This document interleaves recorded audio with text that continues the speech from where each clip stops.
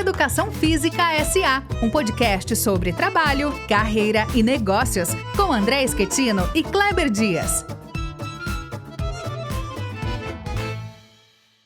Fala, turma! Estamos começando mais um episódio de Educação Física S.A., o seu podcast sobre carreira, trabalho, negócios no mundo da educação física, diretamente do que nós chamamos aqui carinhosamente de Estúdio 3, né? Estúdio 1 é minha casa, Estúdio 2 é a casa do Kleber. Estamos hoje aqui no Estúdio 3 para trazer para vocês um assunto relevante. Na verdade, a gente está fazendo uma minissérie aqui inspirada pelos Jogos Olímpicos, não queremos perder esse momento importante de discussão.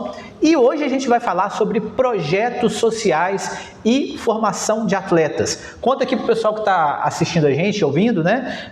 Qual foi a ideia que despertou esse episódio? Tem a ver com um atleta e o relato dele agora durante os Jogos Olímpicos. Isso. Diga lá. Exatamente, André. Vocês devem ter visto, a gente vai colocar depois também o vídeo para o pessoal assistir aí, um depoimento do Max Batista dos Santos, atleta de marcha atlética, que não ganhou medalha, mas que emocionou o Brasil fazendo um depoimento de quanto que ele estava feliz e satisfeito e emocionado de estar ali participando das Olimpíadas. E ele começou no esporte por meio de um projeto social. Então esse vídeo viralizou por meio da Casa TV, está na internet aí, em várias redes sociais, e isso remete então à ideia de que se os projetos sociais são importantes ou não para a formação de atletas, porque na verdade ele não é o único. Vários atletas que estão ali, aquela menina do judô, acho que a Rafaela, também começou no Instituto Reação, que é um projeto social. Então, ou seja, tem aí todo um grupo de atletas que estão participando atualmente das Olimpíadas que começaram com projetos sociais. E é interessante, André, o primeiro ponto que eu colocaria para a nossa discussão, porque muitos projetos sociais, talvez a maioria, eles se organizam não tendo em vista a formação do atleta. Ao contrário, eles enfatizam muito que o objetivo ali é formar o cidadão, que a formação da competição esportiva é acessória ou secundária. No entanto, eles tomam como medida de sucesso quando um atleta consegue chegar na Olimpíada, que é uma coisa contraditória, de certo modo. Sim. Eles deveriam ficar felizes quando o atleta que participa do projeto faz um curso de SENAC, de padeiro no SENAC, vira pintor, ajudante de pedreiro, ou seja, se torna um cidadão, um trabalhador honesto, digno, né? E não necessariamente quando ele se torna um atleta de alta performance e vai para a competição mais importante, né? O que já é uma transformação grande da realidade deles, né? Mas eu acho que esse mote é interessante e ele é necessário, porque se a gente pensar no funil do esporte de alto rendimento, realmente é uma minoria que vai conseguir. Mas esse funil, digamos, ele é necessário para quem quer investir em medalhas, e esse parece ser um outro ponto também, porque me parece que existe, né, não só por uma movimentação da imprensa, mas existe uma ideia, uma correlação de que um país bem sucedido é um país que tem muita medalha, né? Então os projetos sociais, na verdade, assim, eu acho que eles cumprem, claro, uma função importante, mas um ponto que eu quero destacar é que diante de um debate que geralmente é um debate raso sobre projetos sociais, existe muito uma ideia, que é uma ideia de quem desconhece, eu espero que aqui a gente possa mostrar um pouco diferente, de que o projeto social ele é algo, digamos assim, feito de forma amadora, né? Que ele é feito de forma tão somente assistencialista, né? E aquela coisa assim de, isso aí não vai dar em nada, né? Então acho que quando eles exaltam as medalhas, é para falar, aí, tá vendo? Dá sim, dá medalha. Mas os caras têm que falar, aí, tá vendo? Dá sim, dá dignidade, dá inclusão social, dá acesso a coisas que as pessoas não teriam, inclusive do ponto de vista cultural, porque eu acho muito transformador você tirar alguém, e aí talvez esse seja o ponto de ir para a Olimpíada, você tirar alguém que às vezes estivesse num lugar com pouquíssimas condições, expectativas de viver nesse mundo, e fazer essa pessoa viajar o Brasil e o mundo. Entendeu? Essa é uma transformação sem igual. Na verdade, eu acho que essas observações que a gente está fazendo até agora, elas chamam a atenção para uma coisa que me parece muito importante para a educação física, que é o fato de haver um certo preconceito com relação ao componente competitivo dos esportes. Existe um mote, né, na educação física, que é de que se o importante é competir, o fundamental é cooperar. Ou seja, isso traz consigo a ideia de que a competição ela é nociva para os propósitos educativos de um projeto social. Portanto, o componente competitivo ele tem que ser atenuado. Eu acho que essa leitura é uma leitura super errada, super equivocada. Por quê? Porque quando você se engaja num processo de competição, para uma criança que está numa situação de muita precariedade, de muita escassez, muita pobreza, isso dá para ela perspectiva de futuro. Ela, de certo modo, volta a sonhar. Ela começa a olhar para o futuro. Então, você está treinando agora para daqui a 6 meses participar de uma competição. Mesmo que você perca, aquilo te deu uma perspectiva de futuro. E depois da competição você vai dizer, não, perdemos porque erramos nesse ponto, naquele ponto, nós vamos continuar treinando para aprimorar, porque daqui a 1 ano tem uma outra competição de novo. Então, quer dizer, isso parece uma coisa trivial, mas para uma criança que está numa situação de muita pobreza, isso pode ser uma coisa muito transformadora. E tem, inclusive, estudos etnográficos qualitativos feitos por sociólogos e antropólogos no Brasil e no mundo, chamando atenção para esse pequeno detalhe. É uma sutileza que esses projetos sociais oferecem, mas que é essa perspectiva de futuro e, de certo modo, engajamento com o futuro. A criança volta a sonhar. É muito triste, né, uma criança numa situação de muita pobreza perder a capacidade de sonhar. E o sonho olímpico é um sonho utópico muito bonito, né, eu acho. Exatamente. E também tem assim, cara, eu acho que esse mote sobre cooperação e tudo mais, ele é importante em algum momento, ele é importante talvez na base do projeto social, mas ele não resiste a uma transmissão esportiva de qualquer modalidade, porque quando a gente está lá vendo o alto rendimento, né, a gente quer, ver o atleta suceder bem, e a gente vê o outro que deixou de classificar por 0,67 pontos, e aí ficam os memes, né? Começou a Olimpíada, é hora de torcer para o skatista adversário cair de cara no chão, para a ginasta errar, e a gente ganhar medalha, ou seja, é muito da questão da própria condução do projeto social, e é importante a gente falar isso aqui também, porque quando a gente fala de projeto social e formação de atletas, a gente tende a colocar num mesmo balaio algo que é muito diverso. Então, assim como na vida, quando a gente começa a ter contato com alguma coisa, a gente começa a ter contato de forma amadora, conhecendo, experimentando, com alguma motivação, e quando a coisa vai chegando no alto rendimento, a conversa muda um pouquinho, né? Então, é claro que no momento que muitos projetos sociais são tocados e o pessoal está ali sendo recebido, a pessoa está sendo apresentada pela primeira vez ao skate, está sendo apresentado pela primeira vez ao judô, está sendo apresentado pela primeira vez à ginástica, e isso vai acontecer de forma, principalmente com faixas etárias, idade, todo o conhecimento que a educação física traz sobre aprendizagem motora, sobre a progressão de ensino, isso geralmente é apresentado de forma muito introdutória e em algum momento, né, dentro desses projetos sociais, entra uma coisa que é muito falada na educação física, que é a chamada detecção de talentos, e que você fala assim, esse aqui vai, esse aqui pode ser, né? Não é nem vai, ninguém vai. Na hora do projeto fala, esse aqui pode ser, tem potencial, né? Mas é justo isso, o projeto social ele vai cuidar de quem tem potencial, mas é muito importante que ele cuide de todo mundo, né? Porque não cabe todo mundo nos Jogos Olímpicos, a gente está falando de algo de extrema excelência, né? Tem até o meme da gente assistindo a Olimpíada e tomando uma cerveja e criticando o ginasta que desequilibrou na trave, entendeu? Então, né, tem que tomar cuidado, porque esse nível olímpico, a gente fica muito, né, com a questão das Olimpíadas em vista, ele é a ponta de algo que eu acho que é muito maior, né, em todos os sentidos.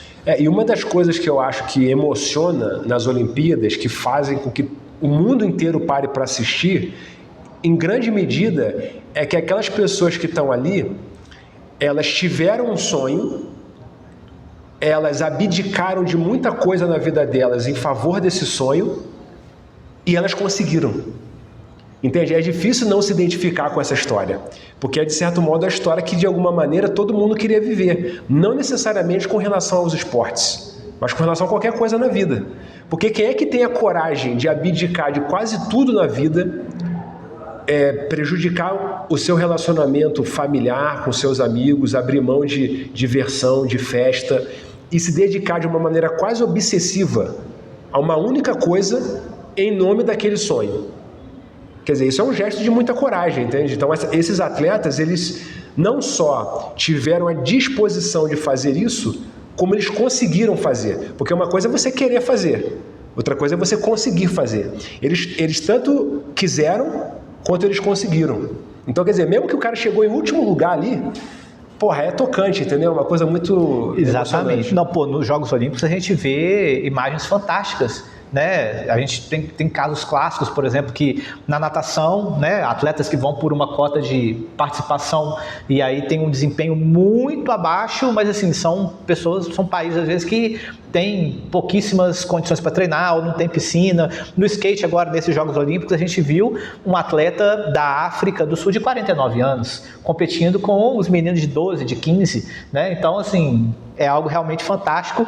E eu queria que a gente comentasse agora também um pouco dessa estrutura, já que a gente está falando de projeto social e formação, da estrutura de um projeto social, ou seja, a gente está falando aqui para estudantes, profissionais de educação física, mas também para outros atores que estão envolvidos em todo esse processo, né? E a gente falando aqui para estudantes e profissionais de educação física, é muito comum que a gente entre na faculdade ou na universidade, pelo menos a maioria das pessoas, ou sem essa vivência, e talvez a gente possa ser apresentado essa vivência durante a formação, ou mesmo sem pensar que isso pode ser um espaço de atuação do profissional, ou seja, a gente entra com a cabeça do personal, ou mesmo do esporte de alto rendimento, mas de treinar em grandes clubes, em clubes de elite, quando os projetos sociais eles são um grande espaço de trabalho para o profissional de educação física, não é mesmo? Exatamente. Então, assim, nesse caso a gente não tem números assim consolidados a respeito disso tudo, mas a gente, há pouco tempo atrás, na temporada sobre os empreendedores raiz, nós entrevistamos o Rafael Diniz, que é diretor de uma associação que cria e executa projetos sociais na área esportiva, e ele falou sobre várias coisas, meios de viabilizar essa ideia, porque a maior parte do financiamento público brasileiro com relação aos esportes, atualmente é gasto por meio de leis de incentivo ao esporte. Embora 70% desses recursos públicos do esporte sejam gastos com esporte de alto rendimento, por meio de transferências para federações, confederações ou financiamento de clubes de futebol da Série A do Campeonato Brasileiro, portanto clubes profissionais, esses 30% que sobram, que é pouco, né, com relação ao total que o Brasil destina aos gastos com o esporte, eles conseguem financiar muitos projetos, uma quantidade enorme pelo Brasil inteiro.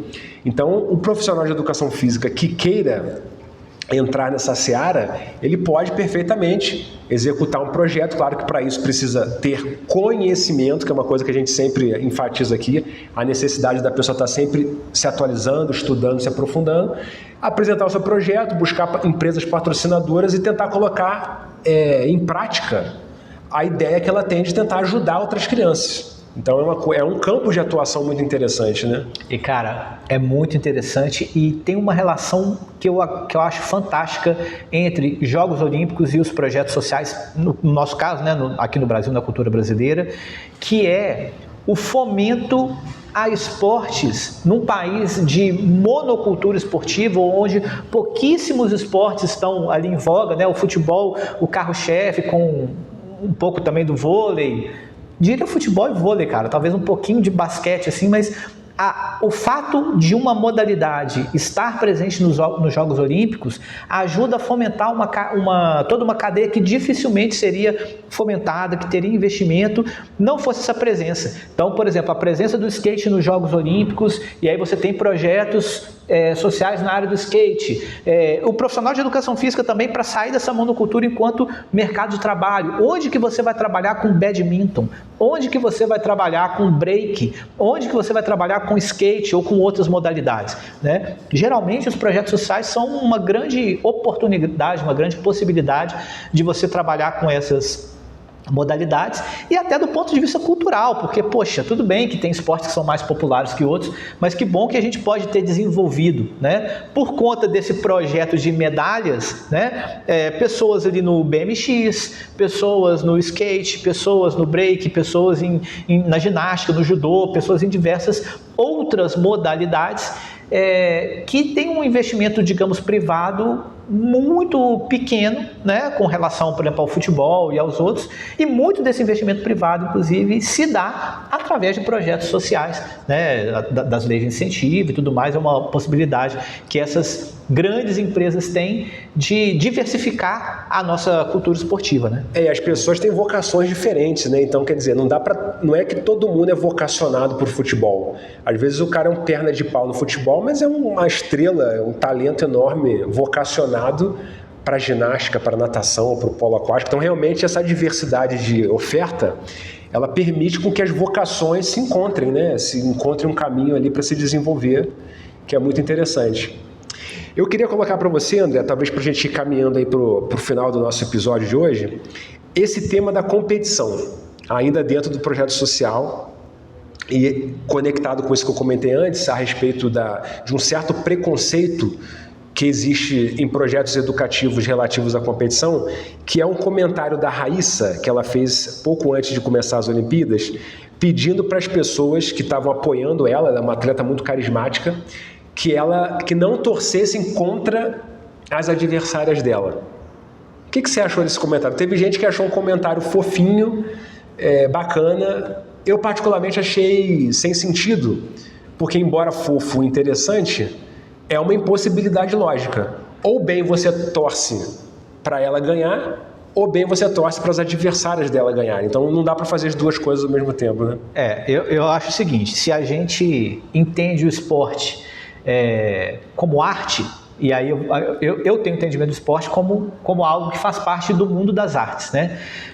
Se do mesmo jeito que alguém pinta o quadro com uma intenção, mas o que eu sinto quando eu vejo o quadro é meu, da mesma forma a questão da torcida, né? É claro que hoje em dia a cultura do skate, a gente entende que a cultura do skate é um pouco diferente, ela explicou, não foi um comentário, ela falou, gente, o skate é diferente, o skate funciona assim, tá bom, mas falta combinar isso com todo mundo que está assistindo. Falta combinar com os russos. Cara, tem uma cena clássica desses Jogos Olímpicos na ginástica, na prova da trave e na prova do solo, que eles estavam fazendo a transmissão e estavam filmando o Flamengo, que é onde tem as ginastas, as categorias de base, as menininhas do Flamengo, né? A reação das meninas com a prova. Na hora que a Simone Biles pisou fora do tablado no solo, cara, as menininhas que estavam assistindo, tipo assim, elas comemoraram na hora. Claro. E elas comemoraram e já seguraram, e a técnica estava lá, não, sabe? Então, tipo assim, é uma coisa mais de instinto, a gente entende isso. Então, assim, eu acho que as pessoas são livres para interpretar a segunda vivência delas com a modalidade ou a vivência de espectador da forma que elas bem entenderem. Eu acho um pouco difícil, quer dizer, vai dizer que a gente não ficou, né, que o brasileiro não ficou feliz porque a outra pulou fora e ficou 0,42 atrás e ganhou uma medalha. Não, então... eu torci tanto para Rafaela, também para todos os atletas que estavam ali disputando medalha, eu torci tanto a favor deles quanto contra todos os outros, porque eu queria que eles ganhassem, entende? Então, tem um antropólogo, o Gregory Bateson, ele tem um conceito que é muito famoso do campo da antropologia, que é o conceito de sismogênese, que ele diz exatamente que a formação de um vínculo de pertencimento identitário dentro de um grupo depende necessariamente da oposição a um outro grupo, de modo que não existe identidade fora de um campo de oposições. É por isso que é tão difícil você torcer para um atleta sem ao mesmo tempo torcer contra os outros. Sim. Então, quer dizer, eu acho que esse tipo de coisa parece mensagens, né, como essa de não torça contra outros atletas, parece fofinho, mas eu acho que é uma impossibilidade lógica. Eu acho, e tem outra coisa também, aí vai de vocês. Eu acho que isso é do jogo, digamos, faz parte do jogo, e no limite, a nossa torcida, ela é torcida. né? Ou seja, não é porque você está torcendo. E outra coisa, nesses Jogos Olímpicos a gente viu o que aconteceu dos dois lados, né? No tênis de mesa também a gente teve revés, né? Nós tivemos reveses por conta, digamos, do azar dos nossos jogadores ou do atleta que às vezes teve um erro, um desequilíbrio, alguma falha e ocorreu em algum resultado. Mas no limite isso é do jogo, ou seja, torcer é muito legal, é muito gostoso, é muito divertido, mas não é a nossa torcida que faz o atleta errar ou não, né? Então a disputa acontece no campo do jogo, não é mesmo? Então fica aí a polêmica ética para vocês que estão assistindo, e nós queremos saber de você, né? Você que está assistindo e que assistiu esse episódio, comenta aqui pra gente no Spotify, no YouTube, dos nossos canais de comentário, qual é a modalidade que você se identifica, que você gosta, que você teve vivência, por exemplo, com algum projeto social ou não, né? Para além do que comanda o mercado aí, que é o nosso futebol, conta aí pra gente qual que é a sua vivência com projeto social, se você conhece algum, se você indica algum, a gente vai adorar saber, e fica claro o convite para vocês assistirem os nossos próximos episódios aqui de Educação Física SA, tanto no YouTube quanto no Spotify. Grande abraço e até o próximo. Valeu, galera, grande abraço, ótima semana de trabalho, sobe o som. Educação Física SA, um podcast sobre trabalho, carreira e negócios, com André Schettino e Kleber Dias.